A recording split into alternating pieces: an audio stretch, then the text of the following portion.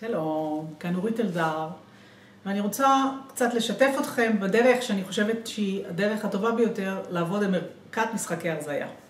אז בשלב הראשון אני ממליצה לכם להסתכל על החוברת הזאת. חוברת צעדים קטנים לשינוי גדול. החוברת הזאת עוזרת לנו בעצם לחשוב על הדברים מנקודת חשיבה שלא חשבנו עליה קודם. זה כל המטרה שלה. המטרה שלה לפתוח את הראש.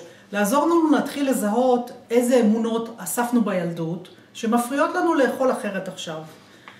אין כאן נכון ולא נכון, אין כאן צריך ולא צריך. כל אחת עושה לפי מה שנראה לה.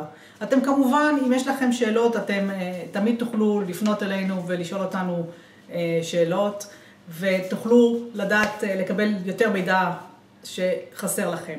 אבל בשלב הראשון אני חושבת שאחד התרגילים הכי חשובים זה בעצם להבין למה אני בכלל רוצה לרזות. כי ביום יום אנחנו שוכחות. כשאנחנו רואות את העוגה, אנחנו חושבות כמה זה טעים, כמה זה כיף, ואנחנו שוכחות כמה חשוב לנו לרזות. כשהעוגה לא לידינו, הדברים ברורים. ולכן יש כאן תרגיל שהוא מאוד מאוד חשוב, שהוא מדבר על הסיבות לרצות לרזות, אם זה סיבות בריאותיות, אם זה סיבות שחשוב לי להיראות טוב, להיראות יפה. יש כאן תרגיל, תענו עליו, ותדעו גם אתם למה אתם רוצות לרזות, אתם תראו כמה כוח זה ייתן לכם בהמשך.